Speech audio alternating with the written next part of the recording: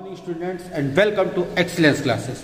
तो स्टूडेंट्स, हाजिर हूँ अपनी नई क्लास के साथ। आज की क्लास मैं आपको पढ़ाने वाला हूँ, जैसा कि आप लोग देख ही रहे होंगे कि इसमें दिख रहा था portrait of lady. The portrait of lady जो है हॉर्नबिल का फर्स्ट चैप्टर है। हॉर्नबिल जो कक्षा 11 की इंग्लिश एक बुक है जिसमें आपको पहला टॉपिक मिलता है आपको the portrait of lady. The portrait of lady जो है खुशवंत सिंह ने लिख रखी है। खुशवंत सिंह जो कि एक बहुत अच्छे राइटर थे, और खुशवंत सिंह का जो जन्म हुआ था हदाली पंजाब में हुआ था। और कब हुआ था? 2 फरवरी 1915, मतलब 2 फरवरी 1915 में। इसको मैंने आपको बहुत अच्छे से समझा रखा है। ये एक लेसन, एक टॉपिक मैं आपको दे रखा हूँ जिसमें मैंने आपको बहुत अच्छे समझाया है कि द पोर्ट्रेट ऑफ लेडी क्या है, इसकी स्टोरी क्या है। लेकिन फिर भी एक चैप्टर ओवरव्यू आपके लिए कर देता हूँ जिसमें आपको चैप्टर के बारे में कुछ बता दूंगा। इसके बाद मैं आपको इसमें क्वेश्चन आंसर आगे बढ़ाना शुरू करता हूं। तो चैप्टर कुछ इस प्रकार से शुरू होता है कि खुशवंत सिंह जो है अपनी दादी के बारे में बताते हैं और कहते हैं कि दादी, उसकी जो दादी थी एक वृद्ध महिला थी। उनका पूरा चेहरा झुर्रियों से भरा हुआ था। 20 वर्ष पहले, मतलब लेखक ने अपनी दादी को 20 वर्ष पहले देखा था और 20 वर्षों से लेखक उनके चेहरे और व्यवहार में कोई परिवर्तन नहीं देख रहा था। मतलब लेखक जो था उनके जो चेहरा था और उनका व्यवहार था उसमें कोई परिवर्तन नहीं दिख रहा था। और लेखक के लिए विश्वास करना कठिन था। लोग कहते थे कि वो कभी जवान थी, तो लेखक के लिए इस बात पर विश्वास करना बहुत कठिन था कि वो कभी चंचल या सुंदर युवती रही होंगी। और उनका एक पति भी था। मतलब लेखक ने जब भी देखा था अपने दादाजी को नहीं देखा था, तो लेखक इस बात पर विश्वास भी नहीं कर पा रहा था कि उनका कोई पति भी था। तो और जो दादाजी थे उसको उनकी एक चित्र, उन्होंने फोटो देख रखी थी और फोटो कहाँ थी? उनके ड्राइंग रूम में थी, बैठक में बेड लगी हुई थी। तो फोटो में कैसे उनके दादाजी, लेकिन दादाजी जो थे उनकी लंबी सफ़ेद दाढ़ी थी और अपनी फोटो में भी वो 100 साल के दिखाई देते थे। और ये कभी सोचना लेखक के लिए बहुत अजीब था कि उनके दादाजी भी कभी युवा रहे होंगे या दादी भी कभी युवा रही होंगी, सुंदर रही होंगी। और उनकी दादी, अब दादी के डिस्क्रिप्शन पे आ जाते, दादी का जो फिजिकल जो था अपीयरेंस था वो किसके, और लेखक के अनुसार क्या था कि दादी जो थी एक छोटे कद की थी और उनकी कमर झुकी हुई थी। दादी उनकी छोटे कद की महिला थी और उनकी कमर झुकी हुई थी। वो घर में लंगड़ाते हुए, हॉबल्ड घूमते हुए, लंगड़ाते हुए घूमा करती थी। और अपने सफ़ेद बालों सिक्के के साथ साथ वो सफ़ेद कपड़े भी घर में पहना घुमा करती थी। और उनका एक हाथ कमर पे होता था और एक हाथ में उनकी माला होती थी जिसे वो फेरती रहती थी। होंठ पर, मतलब होंठों पर हमेशा मूक, मतलब होंठ हमेशा मूक रहकर, चुपचाप रहकर भजन गाया करते थे। और वे हमेशा शांति और संतोष की प्रतिमूर्ति दिखाई देती थी। जब लेखक के माता पिता शहर में रहने चले गए तो उन्होंने बालक को, मतलब राइटर को, जो खुशवंत सिंह थे वो तो बालक थे, और उनको उनकी दादी के पास गांव में ही छोड़ दिया। और यहीं पर वही जो थी उनकी दादी उसको स्कूल के लिए तैयार किया करती थी। और जब वह नहलाती थी खुशवंत सिंह को, कपड़े पहनाती थी, तो अपनी प्रातः की भजन गुनगुनाती रहती थी, नीरस स्वर में गुनगुनाती रहती थी। और ये सोचकर गुनगुनाती थी, ये आशा करती थी गुनगुनाते समय कि यह सुनकर जो बालक खुशवंत सिंह है वो भजन थी वो उसको याद कर लेगा। लेकिन जो खुशवंत सिंह था उनकी भजन इसलिए सुनता था क्योंकि उनकी अपनी दादी की आवाज़ पसंद थी। और उसके बाद वो तख्ती, छोटी सी दवात, कलम, बैग लेकर नाश्ता करने के बाद वो लोग स्कूल के लिए चल देते थे। और स्कूल जाते समय जो थी उनकी दादी भी साथ में जाती थी और अपने साथ कुछ बासी रोटियां लेकर जाती थी। बासी रोटियां क्यों लेके जाती थी? क्योंकि वो गांव के कुत्तों के लिए रोटियां ले जाती थी, गांव के कुत्तों को रोटियां खिलाया करती थी। स्कूल जो था जो खुशवंत सिंह का, वो मंदिर के साथ जुड़ा हुआ था। और मंदिर के साथ जुड़ा होने के कारण जो खुशवंत सिंह थे वो स्कूल में बैठ के पढ़ा करते थे और उनकी दादी जो थी मंदिर के अंदर बैठकर कोई ग्रंथ, धर्म ग्रंथ जो होते थे उनको पढ़ा करती थी। क्लियर? इतना हो गया, उनकी धर्म ग्रंथ पढ़ा करती थी। लेकिन और जब दोनों अपना काम से फुर्सत पाते थे, दादी धर्म ग्रंथ पढ़ के फुर्सत पाती और खुशवंत सिंह पढ़कर फुर्सत पाते थे, तो दोनों साथ साथ ही अपने घर लौटते थे। अब जब उनके माता पिता ठीक ठाक शहर में बस गए तब उन्होंने क्या किया, तब उन्होंने खुशवंत सिंह और उनकी दादी को घर से बुलवा लिया। और बुलवाने के बाद क्या किया, तब उनकी दोस्ती में एक नया मोड़ आया। मतलब खुशवंत सिंह उनकी दादी के साथ रहते थे तो उनकी दोस्ती हो गई थी, तो उनकी दोस्ती में फिर एक नया मोड़ आ गया। और नया मोड़ इसलिए आ गया क्योंकि खुशवंत सिंह जो थे अब वो शहर के अंग्रेजी स्कूलों में जाने लगे थे। और अंग्रेजी स्कूल में उनकी दादी तो उनके साथ जा नहीं सकती थी। और शहर के सड़कों पे कुत्ते भी नहीं होते थे क्योंकि जो नगर पालिका वाले होते कुत्तों को पकड़ पकड़ के जंगल में छोड़ाते, तो शहर के जो होते थे उस पर कुत्ते भी नहीं थे। तो इसलिए उन्होंने क्या किया कि कुत्तों को खिलाने की बजाय अब उन्होंने आंगन में आने वाली गौरैया को खाना खिलाना शुरू कर दिया। अपने घर के आंगन में, जो कमरे के आंगन में गौरैया छोटी छोटी आती थी, चिड़ी पक्षी जो छोटे छोटे आते थे, उन पक्षियों को खाना खिलाना, रोटी खिलाना शुरू कर दिया। और धीरे धीरे करके जो बालक खुशवंत सिंह था वो आगे पढ़ गया, और पढ़ने के साथ साथ वो यूनिवर्सिटी में पहुंच गया, मतलब डिग्री कॉलेज में। अब इंटर की परीक्षा पास करके वो डिग्री कॉलेज में पहुंच गया। अब जब डिग्री कॉलेज में पहुंच गया तो डिग्री कॉलेज में वो अलग रहने लगा। जो थोड़ी बहुत उनकी दादी और उनसे एक ही कमरे में रहने के कारण बात होती थी। हाँ, एक बात बताना भूल गए कि जब स्कूल में पढ़ते थे तो वो खुशवंत सिंह और खुशवंत सिंह की दादी एक ही कमरे में रहा करते थे। लेकिन जब भी वो डिग्री कॉलेज में गया तो डिग्री कॉलेज में पहुंचने के साथ साथ उसने अपना हॉस्टल ले लिया, हॉस्टल में अलग कमरा लेकर रहने लगा। इसके कारण दोनों की जो दोस्ती थी वो दोस्ती में थोड़ी बहुत दूरी आ गई। जब यूनिवर्सिटी की पढ़ाई पूरी हो गई तो खुशवंत सिंह जब विदेश जाने लगे तब खुशवंत सिंह बहुत दुखी हुए, क्योंकि 5 साल के लिए विदेश जा रहे थे। उनको उम्मीद नहीं थी कि उनकी दादी अपनी दादी को फिर से वो जिंदा देख पाएंगे। लेकिन उनकी दादी जो थी वो निराश नहीं थी, बिल्कुल हतोत्साहित नहीं थी, और उन्होंने जो खुशवंत सिंह को बहुत खुशी खुशी गले लगाकर विदा किया। और 5 साल खुशवंत सिंह शहर में विदेश में रहे और वहाँ पर रह के पढ़े। और पढ़ने के साथ और उसके बीच में जब दादी अकेली पड़ गई तो दादी क्या करती थी, दादी दिन भर चरखा काता करती थी और गौरैया को खाना खिलाया करती थी, रोटी खिलाया करती, भाई यही उनका काम था। और 5 साल बाद जब खुशवंत सिंह विदेश से लौटे तब उन्हें अपनी दादी को देखकर बहुत खुशी हुई।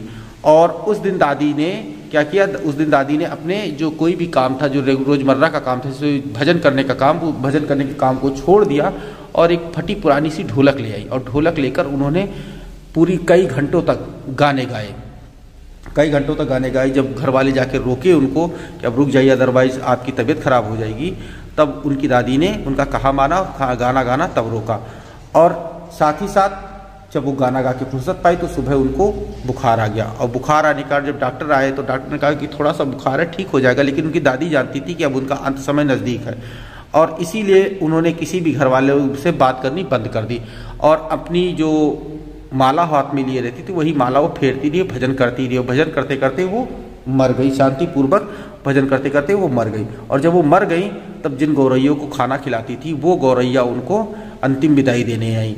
और गौरैया जब ढेर सारी गौरैया उनके जो कमरे के बाहर जहाँ वो लिटाई हुई थी उन्हीं कमरे के बाहर बैठी थी। उन खुशवंत सिंह की माँ ने जब ये देखा गौरैया आई तो उन्होंने सोचा शायद ये लोग रोटी के लिए आई है। लेकिन जब उन्होंने रोटी ला के डाली तो गौरैयों ने रोटी खाने से इनकार कर दिया, मतलब गौरैयों ने रोटी बिल्कुल नहीं छुई, रोटी के टुकड़े वैसे ही पड़े रह गए। जब खुशवंत सिंह की दादी की जो अंतिम संस्कार के लिए उनकी जो डेड बॉडी थी वो जब लेकर चले गए खुशवंत सिंह और उनके पिताजी, तब गौरैया जो है चुपचाप उड़ के चली गई। रोटियों को उठाकर जो नौकर था उस नौकर ने डस्टबिन में फेंक दिया। तो इसी के साथ ये लेसन यहीं पे ख़त्म हो जाता है। और यहाँ आपने देखा कि खुशवंत सिंह ने अपनी कलम से अपनी दादी का कितना अच्छा चित्रण किया, कितना बढ़िया चित्रण किया है। और इस लेसन को अगर यदि आप डिटेल में पढ़ना चाहते हैं तो ऊपर आई बटन पर मैं लिंक कर दे रहा हूँ, वहाँ जाके आप देख सकते हैं डिटेल में मैंने इस लेसन को पढ़ा रखा है। अब हम चलते हैं इसके क्वेश्चन आंसर की तरफ। क्वेश्चन आंसर पहले हम लोग कुछ लेते हैं। कुछ क्वेश्चन आंसर ऐसे हैं जो आपको रेगुलर जो मेंशन के नाम से आपको दिख जाएंगे किताब में, और कुछ क्वेश्चन आंसर मैंने खुद के बनाए हैं। तो पहले हम लोग देते हैं जो रेगुलर क्वेश्चन आंसर है आपकी बुक में, उन क्वेश्चन के आंसर को मैं लिखा देता हूं। उसके बाद फिर मैं अपने बनाए हुए क्वेश्चन के आंसर को आपको लिखाऊंगा। और अगर वीडियो अच्छा लग रहा हो तो भाई लाइक कर दिया कीजिए, क्योंकि लाइक करते रहने से मेरा भी मोटिवेशन बना रहता है। और चैनल को अभी सब्सक्राइब नहीं किया है तो सब्सक्राइब जरूर कर लीजिए। और अब हम चलते हैं अपने क्वेश्चन आंसर की तरफ। पहला क्वेश्चन क्या निकल के हमारे सामने आता है, तो अंडरस्टैंडिंग द टेस्ट में आप पहला क्वेश्चन ये पाते हैं कि 3 phases of author's relation with his grand mother before he left the country to study abroad. मतलब विदेश के लिए जब पढ़ने जा रहा था लेखक, तो उसके पहले जब लेखक और दादी के जो संबंध थे उनके 3 चरणों के बारे में आपको मेंशन करना है। तो कौन कौन से 3 चरण थे कि वो लोग अपने गांव में रहकर अपनी दोस्ती किए थे, मित्रता अपनी गांव में रहकर किए थे। फिर क्या कहते कि उनकी मित्रता में तब टर्निंग पॉइंट आया था, तब एक मोड़ आया था जब वो लेखक जो है और उसकी दादी को उनके माता पिता ने शहर बुला लिया था पढ़ने में। और तीसरा जो था उनके सामने कि उनका जो फ्रेंडशिप का कॉमन लिंक जो था वो तब एकदम से टूट गया था जब लेखक जो था यूनिवर्सिटी पढ़ने चला गया, तब उसकी और उसकी दादी के बीच का जो कॉमन लिंक था वो झटके से टूट गया था। तो ये तीनों चरण लिखते हैं, इसके तीनों चरण होंगे। इसका आंसर देखिए कैसे निकलता है हमारे सामने। तो ये देखिए इसका आंसर निकल के आया है कि they lived as a friend in village. मतलब पहला चरण ये था कि वो मित्रों की तरह गांव में रहते थे। A turning point came in their friendship when they came to city to live with author's parents. मतलब एक टर्निंग पॉइंट उनकी दोस्ती में तब आया था जब वे लोग शहर में उस लेखक के माता पिता के साथ रहने आए थे। तीसरा पॉइंट था the common link of friendship was snapped. मतलब उनके बीच में जो कॉमन लिंक था दोस्ती का टूट गया था, snapped when the author began to study in university. जब लेखक जो है यूनिवर्सिटी में पढ़ने लगा था and a separate room was given to him, और उसे एक अलग से कमरा दे दिया गया था पढ़ने के लिए, उसे एक अलग सेपरेट रूम दे दिया गया था। क्लियर? ये 3 कारण थे उनकी जो रिलेशनशिप थी अब्रॉड जाने के पहले लेखक और उसकी दादी के बीच की, ये तीन चरणों में उनकी रिलेशनशिप बटी हुई थी। तो अब हम चलते हैं अपने अगले क्वेश्चन की तरफ। अगला क्वेश्चन जो हमारे सामने आता है वो कुछ इस प्रकार से निकल के आता है कि 3 रीजंस, कि 3 कारण why the author's grandmother was disturbed when he started going to the city school. कि जब लेखक जो है शहर के स्कूल में जाना शुरू किया तो उसकी दादी क्यों परेशान थी। इसके 3 कारण लिखे बताइए। तो 3 कारण कौन कौन से थे, चलिए देखिए इसे। तो इसका लेसन का जो क्वेश्चन है इसका आंसर जब पढ़ेंगे तो आपको ये लेसन पढ़ेंगे तो क्लियर होगा कि 3 कारण क्यों थे। कि जो लेखक था वो जब शहर के स्कूल जाना शुरू किया तो उसे वेस्टर्न साइंस, पश्चिमी विज्ञान पढ़ाना शुरू किया गया। पश्चिमी विज्ञान मतलब पश्चिम की सभ्यता, अंग्रेजों की सभ्यता के बारे में उसे बताया जाने लगा, और वो उसे कुछ ग्रंथों के बारे में और धार्मिक पुराणों के बारे में कोई ज्ञान नहीं दिया जाता था, इसलिए उसकी परेशान थी उसकी दादी माँ। He learn music according to her, मतलब वो संगीत सीख रहा था, और संगीत उनकी दादी के अनुसार बहुत ही निचले तबके की जो श्रेणी थी, बहुत ही निचले श्रेणी के लोग जो थे वो संगीत सीखते थे। मतलब उनकी दादी के अनुसार संगीत सीखना केवल उन्हीं लोगों का काम था जो नाच गाकर अपना पेट भरने में विश्वास रखते थे, केवल संगीत उन्हीं के लिए था। और उस समय जिस समय ये दादी और लेखक की बात हो रही है, उस समय जो नाच गाकर पेट भरने वाले लोग जो थे बहुत निचली श्रेणी में गिने जाते थे। तो संगीत जब लेखक ने सीखना शुरू किया तो उसकी दादी को लगा कि ये बहुत निचली श्रेणी का कार्य से कराया जा रहा है। और उसके स्कूल में ईश्वर के बारे में भी कुछ बताया नहीं जा रहा था, इससे भी वो परेशान थी कि ईश्वर की उपस्थिति और उनके धर्म ग्रंथों के बारे में कुछ नहीं बताया जाता, इससे भी उनकी दादी परेशान थी। तो इसका आंसर जो हम लिखेंगे वो कुछ यही निकल के आएगा। देखिए क्या आंसर निकलता है। तो देखिए इसका आंसर क्या निकल के आया। The author was given lesson in western science, उसे पश्चिमी सभ्यता के बारे में बताया जाता था। ही लर्नड म्यूजिक, वो संगीत सीखता था। विच अकॉर्डिंग टू हर, मतलब हर मतलब उसकी दादी माँ के अनुसार, हैड लो एसोसिएशन, मतलब बहुत ही निचली श्रेणी का कार्य था। There was no teaching of God in school, और उसके स्कूल में ईश्वर के बारे में भी बताया नहीं जा रहा था। तो देखिए आंसर कितने छोटे छोटे आपके लिए मैं ढूंढ ढूंढ के निकाल के ला रहा हूं। अगर आंसर आपको अच्छे लग रहे हो, मतलब आसानी से याद होने वाले आंसर हो, तो इसी बात पे वीडियो को लाइक कर दीजिए, और चैनल को सब्सक्राइब नहीं किया तो अभी सब्सक्राइब कर लीजिए। और अब हम चलते हैं अपने अगले क्वेश्चन की तरफ। अगला क्वेश्चन हमारे पास ये आता है कि 3 ways in which the author's grandmother spent her days after he grew up, मतलब उसके बड़े होने के बाद वो 3 तरीके बताइए जिससे उसकी दादी माँ अपने दिन को व्यतीत करती थी। मतलब उससे बड़े होने के पहले सारा दिन जो दादी माँ का था वो लेखक के साथ ही व्यतीत हो जाता था, उसे तैयार करने में, उसे पढ़ाने में, सब कुछ करने में। लेकिन जब वो सिटी के स्कूल में आया तो थोड़ा सा बड़ा हो गया था, तो उसके बाद उसकी दादी माँ जो थी वो किस प्रकार से अपना दिन व्यतीत करती थी वो बताना है। तो इसका आंसर देखिए क्या निकल के हमारे सामने आता है। निकल के आंसर ये आता है कि जब लेखक बड़ा हो गया तब वो पढ़ने के लिए विदेश चला गया था, और विदेश जाने के बाद लेखक की दादी माँ कैसे समय बिताती थी ये लेसन में आपको साफ साफ लिखा हुआ मिल जाएगा कि वो क्या करती थी। वो दिन भर अपने चरखे को लेकर बैठी रहती थी, सूत काता करती थी, और साथ ही साथ अपनी जो भजन है उसे गुनगुनाया करती थी। दोपहर के समय में वो क्या करती थी, दोपहर के समय में उठती, थोड़ा सा आराम करती, और चिड़ियों को मतलब गौरैयों को रोटी खिलाया करती थी। ठीक, तो यही इसका आंसर निकल के आएगा हमारे सामने कि ये जो बिताती थी जिस तरीके से अपना दिन, वही उसका आंसर लिखा जाएगा। तो इसका आंसर देखिए क्या निकल के आया। She passed the day sitting by her wheel, मतलब वो पूरा दिन अपने जो चर बैठी रहती थी, स्पिनिंग मतलब उसे काता करती थी, सूत काता करती थी, एंड रिसाइटिंग प्रेयर्स, और प्रार्थनाएं गुनगुनाया करती थी, मतलब बुदबुदाया करती थी। इन द आफ्टरनून, दोपहर में, सी फेड द स्पैरोस, वो गौरैयों को खिलाती थी, and relax for a while, और थोड़ी देर आराम करती थी। इसी तरीके से लेखक के बड़े होने के बाद, लेखक के विदेश जाने के बाद वो अपना दिन गुजारा करती थी। अब अगला क्वेश्चन हमारे सामने क्या आता है। अगला क्वेश्चन हमारे सामने आता है कि the odd veg in which the author's grandmother behave just before she died, वो अजीब ढंग बताओ जिसे उनकी दादी माँ ने उन्हें मरने से पहले, मतलब लेखक की दादी माँ ने मरने से पहले किस प्रकार से अजीब व्यवहार करना शुरू किया था, किस प्रकार से अजीब ढंग से वो व्यवहार करने लगी थी। तो इसका आंसर देखिए क्या निकलता है। तो आपने लेसन को पढ़ा होगा तो देखा होगा कि लेसन में क्या बताया गया है कि लेसन में जब बताया गया है कि जब लेखक विदेश से वापस लौट के आता है तब उसकी दादी माँ क्या करती, तब उसकी दादी माँ जो उस शाम को अपनी भजन को नहीं करती हैं और वो अपनी जो आस पड़ोस की सहेलियां होती उन सबको बुला लेती हैं और ढोलक लेके बैठकर बहुत मतलब कई घंटों तक गीत गाती रहती हैं। और ये चीज़ उन्होंने पहले कभी नहीं की थी लेखक के देखते हुए, मतलब लेखक जितने दिन से उन्हें जानता था उतने दिन में उन्होंने कभी भी अपनी प्रार्थना को नहीं छोड़ा था, लेकिन मरने से ठीक पहले उन्होंने प्रार्थना छोड़ दी थी, लोगों से बात करना छोड़ दिया था। तो ये चेंजेस उनके अंदर आ गए थे मरने से पहले। तो देखिए आंसर क्या निकल के हमारे सामने आता है। तो यहाँ देखिए आंसर क्या निकल के आता है, बिफोर सी डाइड, मरने से पहले अ चेंज केम ओवर हर, उनके अंदर एक बदलाव आया था। सी डिड नॉट प्रे, उन्होंने प्रार्थना नहीं की थी। She got an old drum, उन्होंने एक पुराना सा ढोल लिया था। एंड कलेक्टेड वुमेन, और लोग औरतों को इकट्ठा किया। एंड स्टार्टेड टू सिंग, और गाना शुरू कर दिया। यही इसका आंसर निकल के आता है। छोटा सा आंसर है, आंसर बहुत छोटे छोटे आपके लिए ढूंढ के लेके आ रहा हूँ, बहुत छोटे छोटे आंसर आपको मैं लिखा रहा हूँ।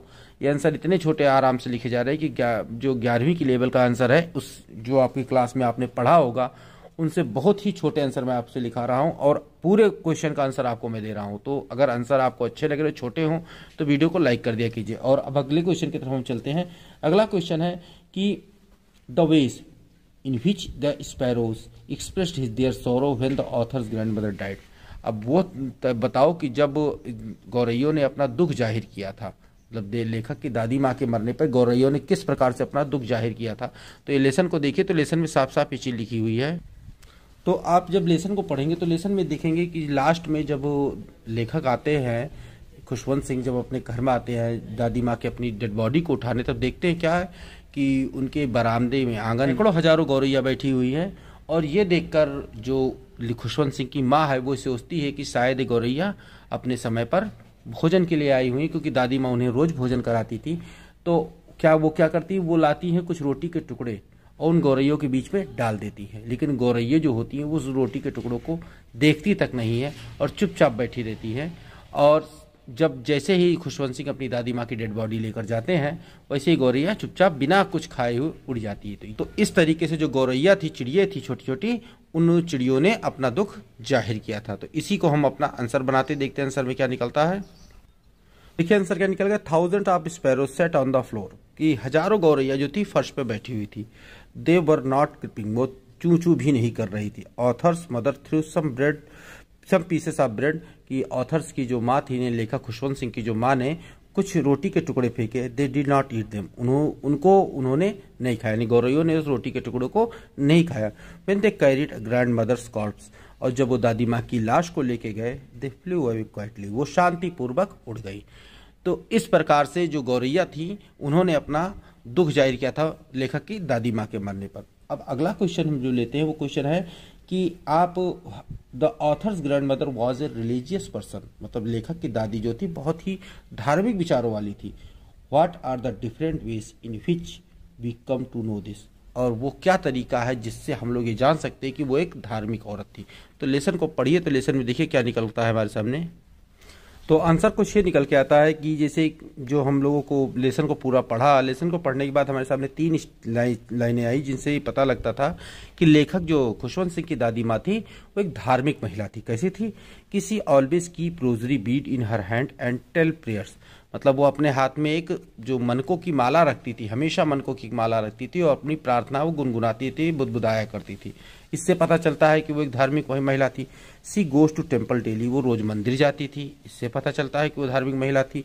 सी फीड डॉग्स एंड स्पैरोस, और वो कुत्तों को और गौरैयों को भोजन कराती थी, मतलब वो निसहायों को भोजन कराती थी। इससे पता चलता है कि वो एक धार्मिक औरत थी।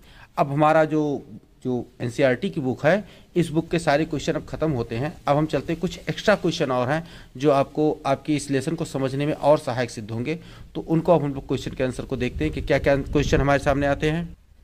तो क्वेश्चन जो हमारे सामने निकला वो ये आया कि how did the author's grandfather appear in the portrait, मतलब लेखक के जो दादाजी थे, मतलब खुशवंत सिंह के जो दादाजी थे, वो जो उनके घर में तस्वीर टंगी हुई थी उनकी, उस तस्वीर में कैसे दिखाई देते थे, उनकी कैसी अपीयरेंस थी, लेखक के अनुसार उसने कैसे उनको बताया है। तो देखिए लेसन के शुरू में ही आपको ये चीज़ मिल जाएगी कि he wore a big turban in loose fitting garments, his long and white beard covered the best part of his chest and he looked at least 100 years old.